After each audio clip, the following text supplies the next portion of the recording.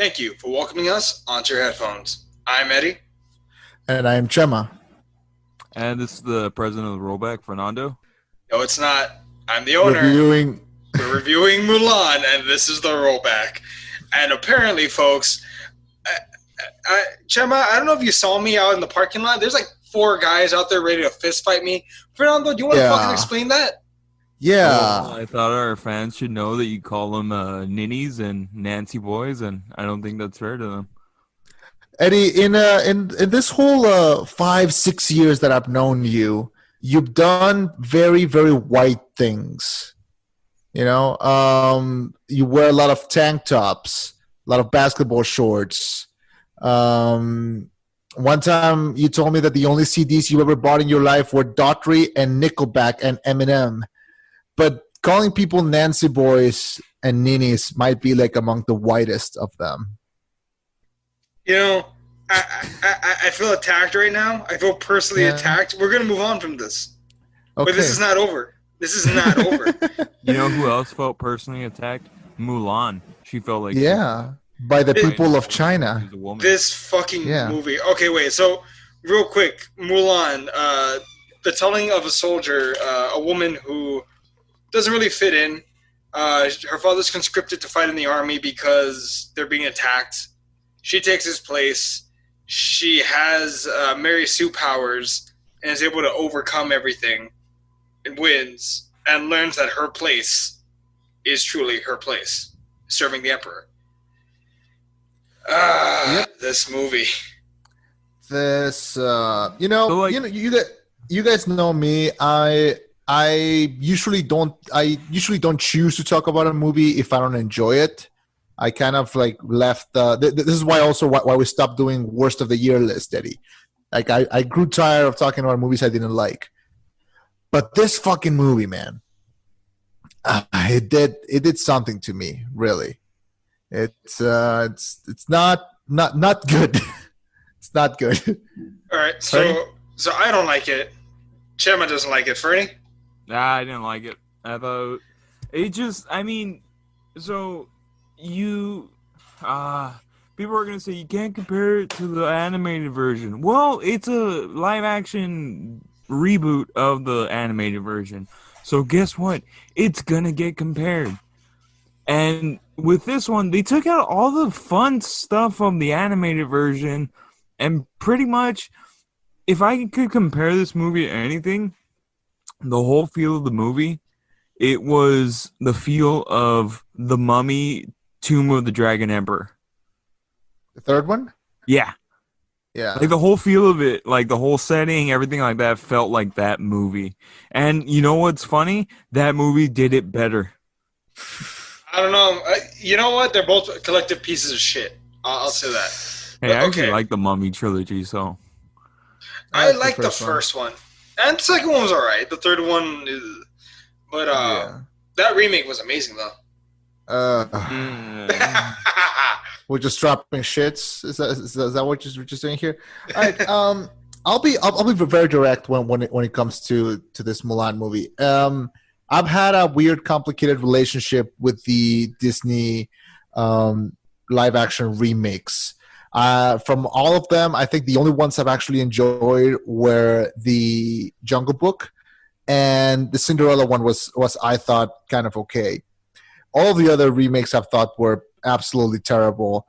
The Lion King last one was just the exact same movie. Like there was no creativity added to that one. When the point, that one was horrible too because it was just basically like watching National Geographic but with a voiceover. Yeah, and not the cool voiceover. Like it's not like one of those cool ones. And you know, when you can't even get the song right when they're singing Can You Feel the Love Tonight and it's during the day, like you just know they're just doing something wrong. But when it comes to Mulan, Mulan has always been one of my favorite movies in the animated Disney canon. And when they said we're going to do a live action of this, I was actually on board. I said, great, do it, but do it differently. And when they said we're going to do it differently, we're going to base it more on the original legend. We're going to remove the songs. We're going to remove the humor. We're going to make it a darker, gritty war movie. I was like, fantastic. You do your thing. It has to be different. If it's not different, then it's the same thing, and then it's the same story as the Lion King remake. But then I saw this movie, and yes, it's different, but it's the different parts are not good parts, and I think that ended up really affecting the final product. What do you guys think? I legit from the first time I heard that it was being remade, but they were like taking out a lot of stuff, I thought that was a bad sign. But then I kind of realized something. And I don't want to get too political, but if you notice, like a lot of the shit that happened in the original, because initially back when the original Mulan came out, like Disney was just barely breaking into like the Chinese film market. It was brand new. They were just starting to do it, so there was no kind of like string pulling. This film feels like there were a lot of strings that were pulled. And it shows. And I felt like they took away her teeth. They took away the grit. They took away like what made her amazing. Like from the very opening when they're like, oh, her chi powers. That immediately turned me off because I knew, oh, so she's just a Mary Sue. She's not that. She trains. I wouldn't use the phrase Mary Sue, but it was very underwhelming when they said that she had chi. I'm like, what the fuck is this? This fucking Dragon Ball? Like what? Like if you're gonna make it based on a legend of a real person, you have to just make the original one did that. She was a human. She was normal. She was kind of like everyone else, and the fact that she managed to thrive because of her different sensibilities is what made her kind of cool. Like so if you just like for me, I mean. It's not so much like the chi stuff. Like I was just like whatever to that. For me, it was like they made her so bland. She had nothing, like no personality, nothing. Everything was just so bland, and I was just like, why do I care about this character? Part of the great humor of the original one was when she was awkward, when she was pretending to be a guy, and in this one, she kind of does it pretty second nature. Like they just keep making this comment like, oh, you stink because she hasn't showered, but that's about it. That's all they do. And I didn't find that. I feel like if you're gonna give me a main character, I need to root for them in a way, and I felt like I had nothing. She's not an underdog. I can't. No, really yeah, and also her. Like, okay, does no one have eyes? Because you can clearly tell that's a girl. That's a whole different can of worms. I'm not gonna get into it. Like I'm just like, this is why it works as an animated version. In a real life version, unless you're physically blind, you can tell that's a woman. This is a very Naoto from Persona 4 situation. Can I just quickly say like the two things that I did like about the movie, and then we can go back to shitting on it. Sure. Oh. Okay. Bonus. Okay, three actually. I really like the scene. The only part of the movie that I found myself like I even rewinded it because I wanted to see it again was when she's having lunch with the other soldiers and they're talking about the kind of women that they like, and that felt very much in line with the original one, and that felt it was a charming moment because they were talking and they're like, oh, I really like big women, or I really like tiny women, and then she was like, I really like smart and funny women, and they're like, you fucking idiot. And I don't know, that scene was kind of charming in its own way, where like it felt on the line with the original one. There are two scenes that I generally like. My biggest problem with the movie comes with the fact that I feel like it's too loud. The movie is on all the time, and I feel like in a movie like this, you need to have a special sensibility. It needs to be a little bit quiet. It needs to have some down scenes, and there's no down scenes. When she decides to take her father's armor, in the original one, it's a big moment where like she comes to a realization. She looks at herself in the mirror. A lot of stuff is going on. And in this one, she just does it on a whim, and that kind of annoyed me. But there are two very quiet moments that I really like in this movie. The first one is when she goes with the commander, with Donnie Yen, and it's after she shows off her chi with the rest of the soldiers. And there's a moment where he tells her, you know what, you're great. Like your abilities are amazing. I always knew you were special, and I'm so happy to have you in my army. And there's like a little like 2-3 seconds of just quiet and just her face kind of setting in, and you kind of realize without any words that she kind of wanted to hear that all the entire time, and the fact that she's getting like that validation kind of feels special to her, and then she kind of comes back and says like, thank you. And so I like that moment. The other moment that I really like is after she distracts the not Huns, because they're not Huns. What are they? They're like they have a name. They're Mongols, aren't they? They're not called Mongols. Yeah, they're just they're Roran invaders. Yeah. So I don't just call them Mongols. It's not like that was a thing. Like that happened. That was history. But that's the political stuff of like, hey, we don't want to offend anybody. Jesus Christ. So the other moment is when she distracts the not Huns to shoot at her and make all the snow fall on them. There's this very nice little moment where after the boulder hits the snow, she puts her hand on the dirt and she starts to feel like the vibrations of the snow falling down. And I thought that moment was kick ass. I thought that moment was fucking great. But that's really all I like from the movie. It's got some pretty passages, it's got some pretty shots, but that scene where she comes out and she's got like her hair loose and she's riding on the horse, that was kind of a cool scene. But other than that, the rest of the movie kind of felt like a snore, to be honest. Yeah, I mean, like the action scenes were really good. I was surprised to see people like actually take arrows to the body. I was like, okay, like Disney's actually showing people take an arrow to the body. I mean, at this point, you kind of wonder, like, okay, what's Disney going to show? How kid-friendly are they going to be? And how adult-friendly are they going to be? I did like that they did that. But, I mean, it mostly just stems from the action sequences that I thought were, they're okay. They were really good. But other than that, I mean, everything just felt bland. Like, all the characters felt bland. The villain didn't feel like a villain. Like, it just didn't feel like something that was terrifying. Like, the villain in the animated version was way more terrifying than this villain. Like 10 times over, the villain in the animated version was more terrifying. Like, this one was he just felt like your generic villain. I'll be honest, I'm not a fan of the villain, the original one. I don't think he had a lot of personality. I think his eyes are dark because whatever fucking reason, they just wanted him to look like menacing. And I don't know. I feel like this villain kind of didn't do anything. What do y'all think of the secondary villain, about the witch? I felt like it was forced. Yeah.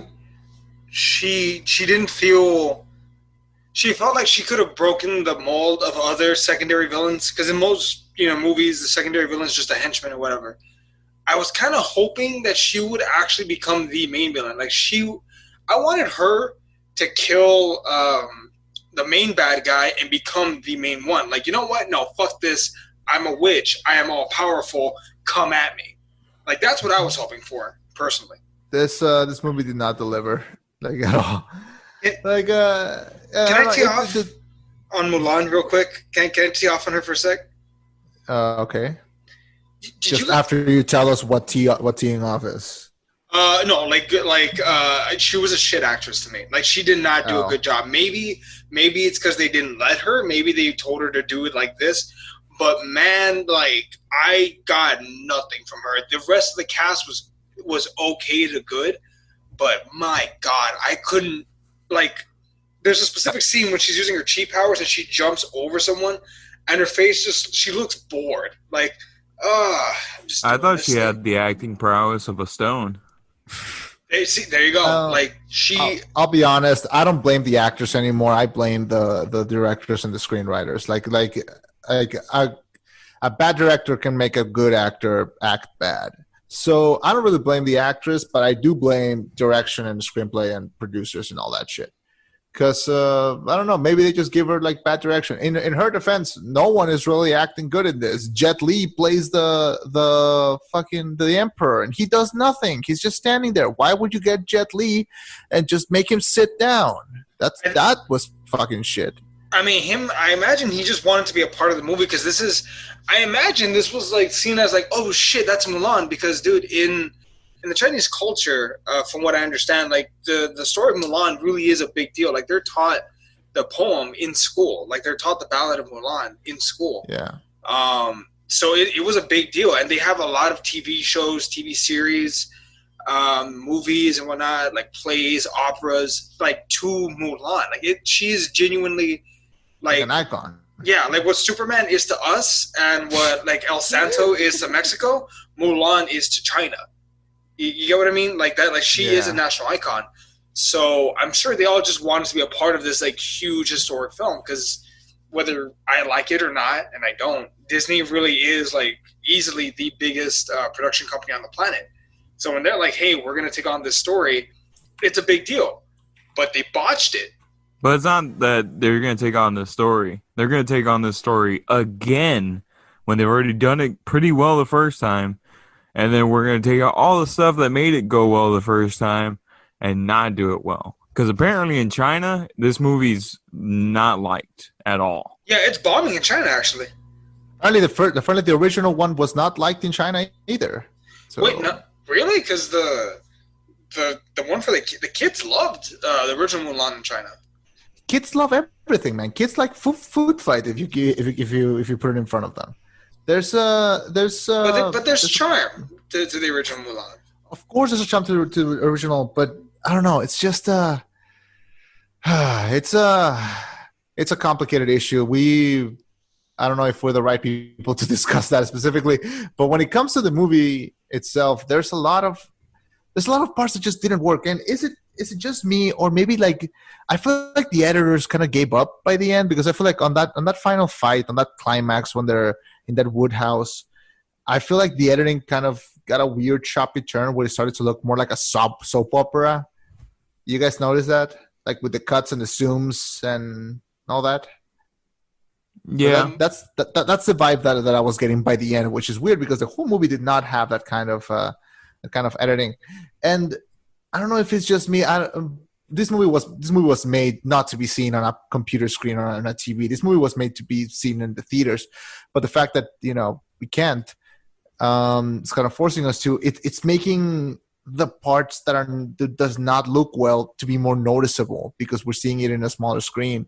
Like the green screen is atrocious. A lot of the editing is not good. And I feel like maybe you can get away with this on a bigger screen, but with a small screen, with a small scale, with the opportunity to fast forward and return and pause. Like this is really not the experience that they were expecting. But this is not the movie that I was expecting. So up there. Yeah, I think this movie at best was it was like half-ass made, and what they were really banking on was the fact that it was going to come out in theaters. Kids were going to want to see it because they've seen the animated one, so they're going to want to see the live-action one. So, in theory, since if COVID didn't happen, if everything was normal right now, if this movie came out in theaters, they would have made. I'm pretty sure they would have doubled their budget. I think they would have broken $1 billion easy. Yeah, I mean, don't think so. It's not. Well, I mean, I think they would have at least, at bare minimum, made their budget. At maximum, in my own personal view, they would have doubled it. But since COVID happened, now you're banking on having people pay $30 to quote unquote own the movie, which you don't really own it because you have to keep your Disney Plus subscription to keep it. And that's where everything went wonky. By the way, the movie will be free for everyone in December. So really, yeah. Oh, I mean, you guys paid for it? I didn't pay for it. My sister paid for it, and I mooched off of her Disney Plus account. I have a friend that has Disney Plus, and we did like they shared their screen with me through Discord. So how different is that from watching it like on a friend's house? Really? How familiar are you all with the director of this movie, Niki Caro? Yeah, Caro. I think I saw one other movie that she made. I know she's from New Zealand. Yeah, the only one that I've seen of hers, like from her IMDb, is McFarlane USA, which I actually really like because it actually hits pretty home to me. Yeah, because my mom grew up in Bakersfield and she picked in those fields in Bakersfield. So like that one actually hit home for me. But other than that, the only one that I can see like that I've heard of is The Zookeeper's Wife. I just never seen it. But I mean, I don't think it's fair. Like I don't think it's fair to like to add this movie into her IMDb, especially as a director, because we all know how these big budget movies are. A lot of the times the director doesn't have that much say. It's pretty much like, we're putting you in this position, but in reality, we have the power. Yeah, I think it's more of the producers and stuff. I think it's Disney, to be honest. Yeah, like because they don't want to. I don't. What? But no, I was gonna say just like they don't want to sour business relations. Like with the original Mulan, apparently it wasn't for sure that it was gonna get a Chinese release. Because again, there was a bit of a tense back and forth, and China at the time, the government was threatening to sever relations with Disney completely and be like, "Look, we're just not gonna let you guys release any movies over here." So I completely believe the fact, and I'll fucking why beat around the bush. Disney, made strategic changes to this film to please the Chinese government. I believe that is a thing, and I think that hampers the film because in the original. There's certain lines in it. One of the lines is, her father tells her, "Know your place," and that's used as a put down there, to tell Mulan, you're a woman, just stay in your lane, whatever. In this film, Mulan says the fucking line, "I know my place," and that is to protect the emperor. What the fuck is that telling you? Oh, my place is to, defend. You get where I'm going with this, pretty much. Yeah. Those underlying little messages that are really fucking annoying. This is look, it's a sad day, but it's not an unexpected day because we've had a history with this live action remakes, and I think with the more the time that passes and the more that they release, they know how they have us. They know they have us as they know that we'll go see whatever they do. They know that if we don't watch this, we'll watch the Marvel movies, we'll watch the Disney 3D animated films, we'll watch the Pixar films, we'll subscribe to Disney Plus whenever that shit's available. And they know that they can just keep doing this, and they know that they can just release a subpar product. And we'll just keep watching because it worked. We're here. We're talking about it, and that bothers me a little. And because this is the same conversation that we had when we reviewed Onward by Pixar, where they're the greatest, they're the biggest movie making company in the world right now. Should I be okay with taking a subpar product for them when if you put yourself in that position where you're telling me that you're the best of the best because your numbers say so, then give me the best of the best. I want a better movie. I as the watcher want a better film. But if I'm not gonna get it, then I don't know. I'll just go watch it somewhere else. But I'm just I don't know if I'm sounding like a Karen right now, but I just feel like as a consumer, as a customer, like I feel like I deserve better. Is that going too far? Fuck no. Okay. You're supposed to have expectations of movies like Fernie. Like when you sign up to go watch a Kevin Smith movie, there's a certain standard that you have for his films, right? Like you're expecting to watch a good Kevin Smith film, right? I mean, you've set up a very different kind of bar right there. The difference between me going into seeing a Disney movie and a Kevin Smith movie, I mean, with Kevin Smith, it's not a matter that you're seeing a quote-unquote good movie, because good is subjective to everyone that watches it. It's that you know who the director is, you know what type of story he's going to be portraying. So chances are you're going to be clicking on some level of familiarity. With Disney, it's more so like, I mean, they're pumping out these animated movies, not to win like best Oscar or anything of that sort. They're just pumping them out because kids love them. They are most of the time, but undeservedly, but yeah, they keep getting them. Yeah, I mean that whole animation Oscar, it's pretty much a Disney Oscar. It's kind of hard to win that one because, I mean, love them or hate them, Disney and Pixar have that animation on lock, and so when someone beats them, it's actually pretty special to see. Like when Spider-Man won. Yeah. Um, It's fucking crazy. The thing with comparing it to like a different set of expectations is that I don't know. Maybe someone I saw a tweet once that said like you don't really love Disney. You just remember that that's the last time that you were actually happy when you were watching those movies. And I don't know. I'm starting to believe that might be true because it's these movies just keep disappointing, man. They're not. They come in that they're all flashy and they make a big show about like, yeah, we're Disney, we're the best of the best, and I'm just like, you know what? I saw Bill and Ted Face the Music a couple days ago, and that was better than this. You know, that was more entertaining. That was funnier. That was in a very, I can't believe I'm saying this, but that was more mature than what I just watched. So do you think that's because those like the director for Bill and Ted 3, do you think it's because he had more free reign as an artist to make that movie what he wanted it to make? I don't know if it's sorry, go ahead.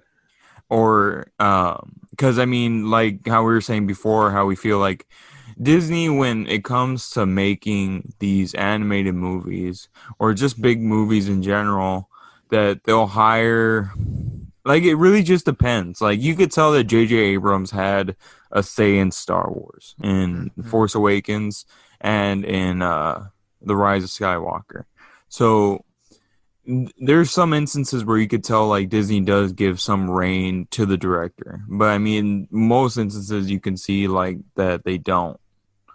And I feel like if they would have given this movie to, I don't want to say a big name director, but a director that is used to handling these big movies, because I mean, not everyone can handle them. I mean, it's a really rare breed. No one can, not any director can just jump into, like, for example, not any director can jump into the directing chair of Avengers Endgame or Avengers Infinity War and make that movie be a $1 billion movie. Like, it really does take a special type of director to do this. And I feel like if they would have had that special type of director, especially with a movie of this scale, I think this movie would have done a lot better, especially with the writing. I don't know why they decided to take out a bunch of the fun stuff. I don't like that the first priority was to pretty much take out, like, strip this movie of all the fun stuff, like the dragon, the cricket, the horse, for God's sakes, and you left it so bare bones that it's just like, okay, if you're gonna leave it bare bones, at least amp up the story. Did you guys get annoyed when the Phoenix was there? It felt like it was just something to point out, like, oh, it was not technically Mushu. It's not. It's a Phoenix, like, yeah, a fucking useless thing that doesn't even do anything. Like, I thought, like, it would have been cool if that thing had turned into, like, a sword at the very end when she's, like, fighting the bad guy or the witch, like what I thought. Imagine the fucking Phoenix turns into, like, a fire red sword, and it's like, all right, let's go, bitch. You know, and she takes her on. Like, something. Give me fucking something, man. I don't know. There was like a part of me that when I saw the Phoenix, I thought, when Mulan keeps seeing it, I thought, hey, it'd be kind of cool if they show that that's a thing that only she sees, and it's giving her, like, hope or, like, a guidance or something, and it's only there for her, like, no one else sees it. But then the other people, like her dad, sees it, I think. So it's kind of just there. Like, they didn't. I don't really know why it's there. It's not like they can market it or make figures or Funko Pops out of it, because it doesn't really have a lot of shape. They pull off a move straight out of the Game of Thrones ending, where she's walking and the wings of the Phoenix come out behind her, and it looks like it's hers. They do the exact same thing in the Game of Thrones ending with the dragon, and it doesn't feel earned. Like, nothing about this movie feels earned. and that's my biggest gripe with it. Like the stakes don't feel high enough, and what happens does not feel like it's not I think it's kind of like The Lion King, where they were depending on our nostalgia for this film. Like, it's like, oh, we don't have to try. They already know the movie. They're going to buy into it because they like the original. Like, maybe eat a dick. Like, we're not all going to... Because this film is not making back its budget. It is not. Like, this thing is over $100 million in the hole. Granted, COVID. But still, like, I'm not going to... I don't know. This film was just a disappointment from start to beginning. And at the least, I mean, also, like... I think I laughed once in this whole film when I think it's the general, the guy that played by Donnie Yen, says, "Oh, and once this war is over, I'd like to introduce you to my daughter. Your father can be there." And I thought to myself, "Man, I want to fucking be there when this happens." Like that. That's the only like funny part, and to me, in the whole goddamn movie that actually made me like chuckle, even just for a sec. But okay, so we've been kind of like, the negatives on this film. Are there any real, like, what improvements did they make compared to the original? Because I'll give it this. Those fight scenes are pretty damn good. I'll give them that. It's kind of cool to see her, like, kick those spears. She did it a couple times. But granted, that was all in the trailer. So it kind of didn't feel that new. It's kind of like when you see that Black Widow movie that she does in every movie with the legs. So, like, yeah, that's cool. But, we saw it in the trailer. I mentioned a couple of things that I did like. But, yeah. Fernie? I mean, I don't know, man. This movie, it's a mess. This movie just kind of left us beat, didn't it? Yeah, like, it's really just... I don't know, man. It's tough for me to see this movie, mostly because it kind of really just shines the light on Disney that they were selling us mediocre stuff, and it got really exposed when COVID happened. Yep. Well, Mandalorian Season 2 is looking good, so we'll see how that goes. Jeez. Look, see, and, like, their original content, like comes out good. Like, they can make original content. But, I mean, I understand, like, the point of view as to making these remakes. It's to keep money in the bank so that you could keep pumping out original content. But it's just like, Jesus Christ, man. Like, at least make it good. Yeah. That's my biggest thing. Like, and I was telling you guys this on the chat the other day. Like, if they have so much money, just do what's right. Reopen your 2D animation studio. Like, do more original films. I don't want to see more remakes. I don't want to see more sequel or prequel. I want to see an original goddamn film that makes me feel something, man. I'm tired of this. Yeah. Well, like, the ending of this movie leads us to believe that there's going to be a sequel, which, I mean, I'm sure they thought there was pre-COVID. Because, and here's another gripe I have with the differences between this film and the original. Like, the ending. The last scene in the original film is the father saying, the greatest honor, is having a daughter, like you. Like, that's touching. Like, genuinely, that, like, got you in the heart. Like, oh, like, he loves his daughter, It's fucking nice. It gets you in the heartstrings. Yeah. In this one, that's not the final scene. In the final scene, they kind of make recompense, like, oh, I love you too, whatever. But then fucking the government shows up. Like, the officers show up, and they say, hey, the emperor wants, an answer on that job or whatever. And she looks at her family, and after, like, she's given, like, this great gift, this awesome, like, emerald sword or whatever that says be true. She looks at them, and she smiles, like she's about to accept the offer. In the original, she ends the film by rejecting the offer because she wants to go home.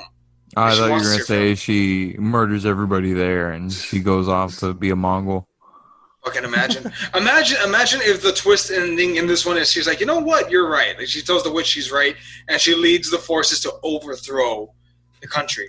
And here's the thing. Again, in the original, Disney was very clear. She wasn't saving, like, the country. She was trying to save another human being. She was trying to save the emperor, not because it's her duty. It's because he's a human being, and she doesn't want him to die. In this one, again, it's very clear. What is my duty? to protect the emperor. Like, fuck, can we not get this political?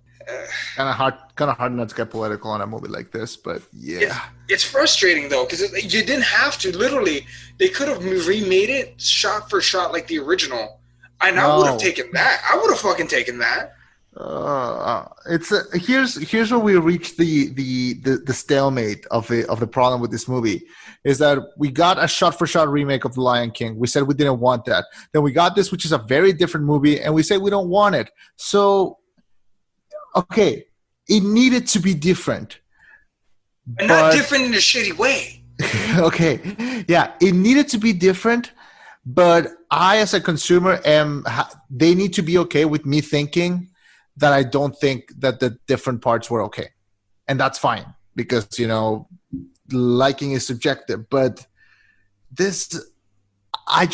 so in the same way that I cannot tell you how I could make the movie better or different because director, writers, screenwriters, production teams, whatever. I also cannot imagine someone sitting watching this and thinking, this was amazing. This was better than the original one. And of course, liking is subjective, but I cannot wrap my head around someone saying like, "Oh, this was incredible, best movie of the year, whatever." And I don't know what's the purpose of this movie. Like, why do we have this movie? Like, why? What's it trying to say? What's the message? What do I gain after finishing? I feel like I'm the same, or maybe an even worse version of myself after watching this movie. I mean, money, man. Money. They want. Yeah. It's annoying because they stopped taking chances. Disney really has. Like, look at all the remakes. From Dumbo, Maleficent, Maleficent 2, fucking Alice in Wonderland. Disney has become. They've gotten to a point where I think they're scared to do original things, with the exception of Pixar. When was the last time they released a truly 100% original film? Like, and how long ago was that? 2016. A couple years ago, yeah. It's not perfect. Look, Disney is a finely well-tuned machine. The problem is that they know it, and that's a problem. It's like the smart kid in your class that knows he's a smart kid. That's a problem because it's one thing when they don't know, but when they know, that's a fucking problem because they become annoying with it, and that's my gripe. That's my gripe with this movie, and I feel like we reached a point where we're just repeating ourselves. But yeah, if you're listening to this and you're like, well, what do I watch if I don't want to watch this? Fucking Wolfwalkers is gonna come out in like less than a month, and on freaking Apple TV Plus. That's a new Tom Moore film. Maybe I Can't Choose a Saloon.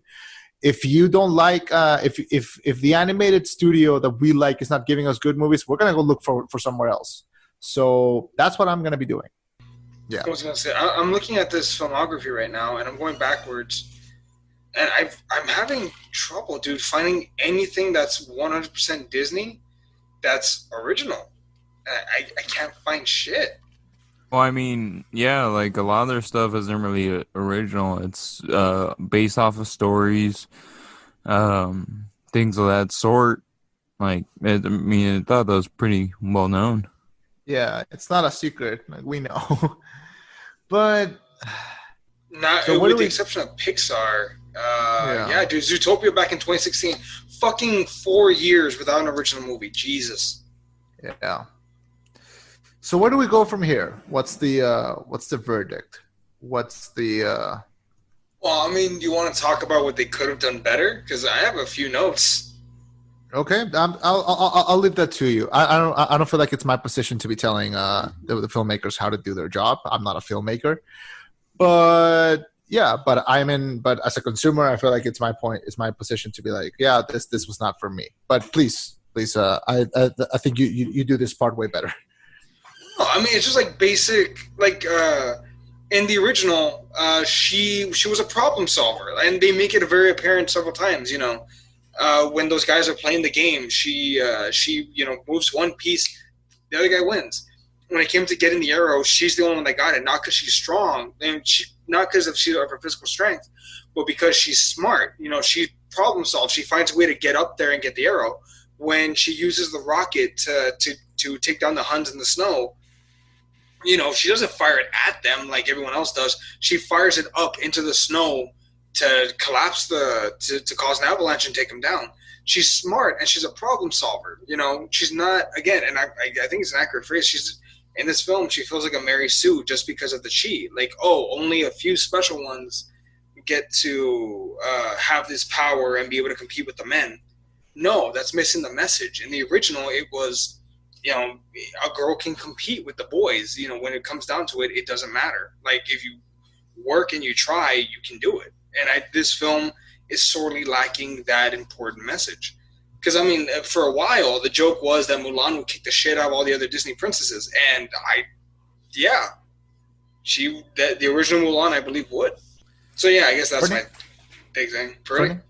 I think it would. I mean, like, the thing with this one is, I mean, the only thing that I would say, like, that they could do to fix this is, I mean, why take out all the fun stuff? I mean, be true to who the character is. Why overcomplicate it with something like, oh, she has chi? Like, why, dude? Like, her being a regular girl, but just being a badass is fine enough.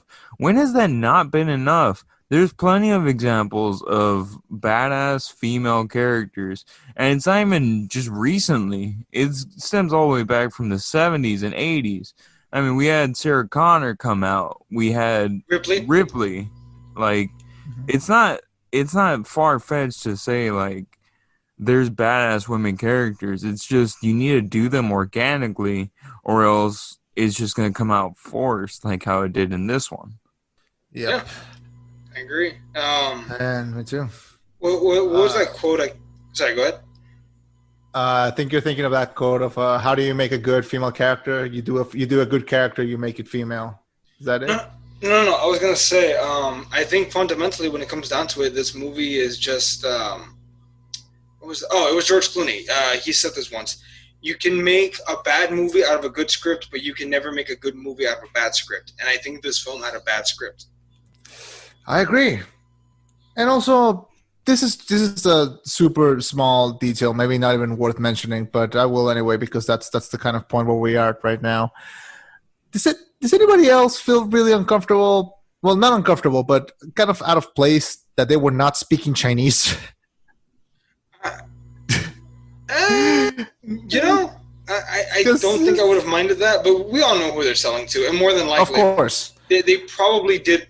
I wouldn't be surprised. I don't know this, but I wouldn't be surprised if they shot it twice. Like every scene was shot. Maybe that's why the effects looked like shit, because they were having to do every scene twice, once in Chinese and once in English. I don't think they did that like at all. From what I've heard, the main actress who plays Mulan, I heard that she dubbed herself into Chinese when the movie was released in China. But that's really all I heard. It's the same thing that Diego Luna did for Book of Life. The same thing that Gael Garcia did for Coco. Well, my boy Vin Diesel dubbed all his lines for Guardians of the Galaxy in every language. So fucking knew you were going there. So bring it on. Me amo Groot. No, he says soy Groot. Soy Groot. Soy Groot.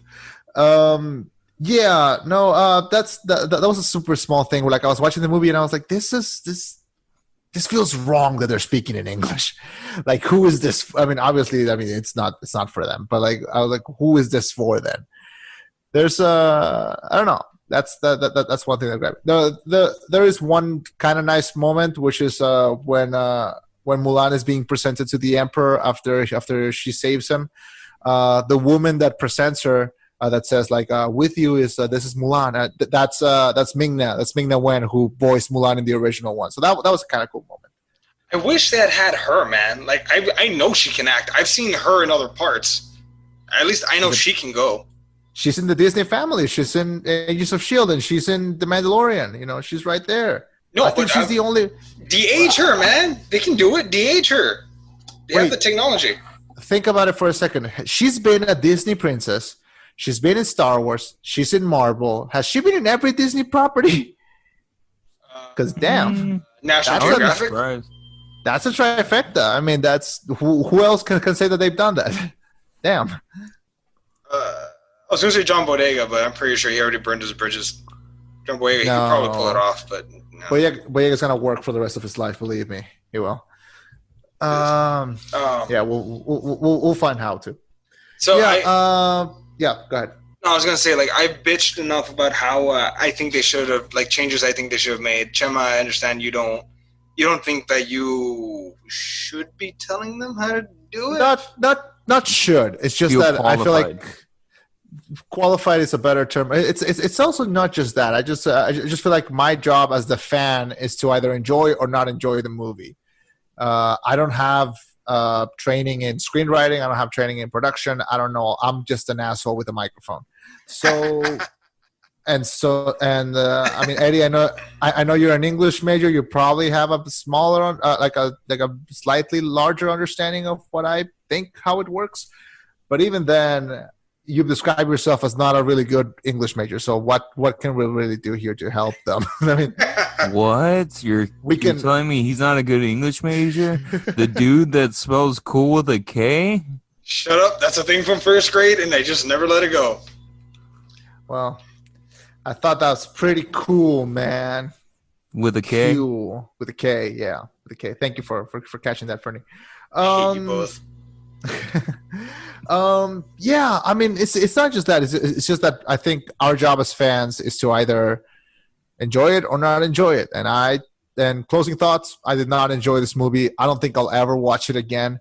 And I can't really find anyone else thinking about watching it again. Like if you go back to your childhood, and I don't want to make nostalgia be a part of this, but if you're part of like our generation, you watch movies like this, like the original Mulan and other animated films. You didn't watch it once. If you liked one and it was new, you probably watched it every day, maybe sometimes a couple times a day, when we were young and we had time. But I don't see myself revisiting this movie again, and I don't see myself thinking about this movie in a week. Whereas I'll probably next week I'll be talking about how, hey, y'all remember Bill and Ted Face the Music? That was pretty good. And I think that's a testament to this movie. Yeah, I'll probably end up just rewatching Cobra Kai for the upteen time. Jeez. Which Cobra Kai was actually pretty awesome. I finished it. It was pretty good. I told you it was. I told everybody it was, but no one ever watched it because it was on YouTube. Yeah, who the fuck wants to spend $15 on YouTube Premium? No one was gonna buy YouTube, especially when it was called YouTube Red. When we had another YouTube Red that we were busier watching. I mean, I'm not saying it's not what I do, but I know that you could find these episodes through other nefarious means. We're gonna cut right there, and I'm not saying I've done it before. I would never. Me neither. Do it I've never done that. Wink, wink, nudge, nudge. Shut up. All right. Well, anything else you'd like to add? I mean, for me, like my closing statement would just be that I think this movie, because of the pandemic, showed that okay, Disney has been force feeding us nostalgia, and not very good nostalgia. And so, I mean, I hope that this is a step forward in the right direction, that they step their game up. Fernie? Eddie? Mulan, this film has earned it. This film truly has earned it. I have never given an F to a movie. I think there's always at least something salvageable. I will. I gave Fences an F. That movie blows. I don't care. I'll fight anybody who says that movie's good. Wait, you mean the one with Denzel? Yes. What? Fuck you. You know what? Not my place. Not worth the fight. Mulan has earned my first F. That's ever. Right. Be scared. Fernie, even though you called out Eddie for wanting to fight everyone, you're the one with the fighting words in this episode. I know, man. I know, right? I will fight anyone who says Fences is a good movie. That movie had no point whatsoever. It's a humongous piece of shit that has nothing about it. There's nothing Alex loved that movie, right? Alex loved that movie. You know what? That's the beauty about being human. We can't always like the same things. And that movie is a gigantic piece of shit. Wait, okay, so... Much love to Mr. Denzel and the missus. For the record... By the way, Denzel, John Wick was better than Equalizer. Oh! Well, I mean, one of them has, like, what, 4 films. The other one only has 5 2. sequels in the tank. 5. Okay, I'm pretty sure John Wick will kick the shit out of the Equalizer, but whatever. You want to trash more Denzel movies? Like, Remember the Titans is overrated. Okay. Well, hey, sit down. Sit down, Jose. Sit down. I mean, that's a thing I would say if I had seen it at some point in my life, but you know. You've never seen Remember the Titans? I've never seen Remember the Titans. That's one of those movies that you gave me as a list to watch, and the only movie I saw from that list was Four Brothers, and I've never seen any of the other ones. Did you like Four Brothers?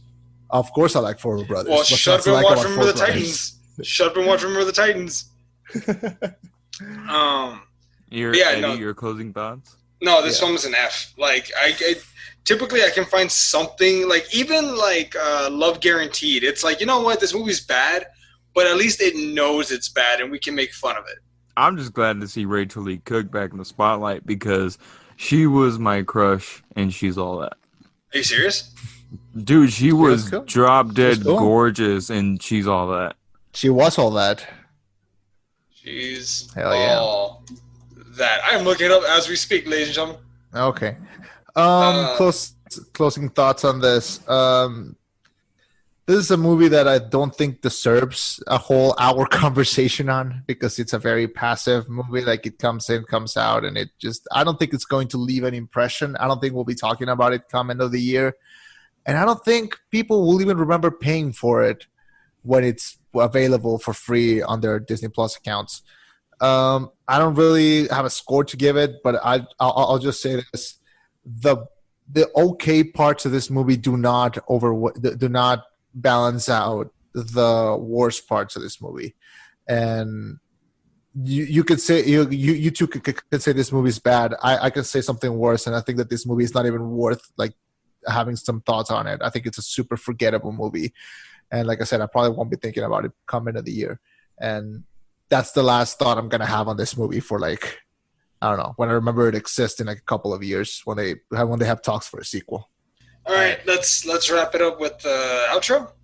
Yep. All right, cool. If you're listening to us on YouTube, you can follow us on any of our links down below.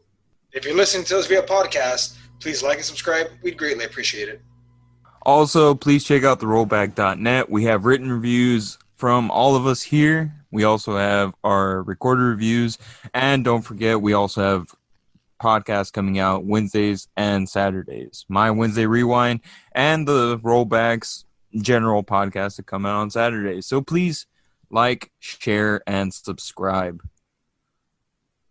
Well, this has been the Rollback. I've been Eddie. I've been Chema. And I've been Fernando. Got it?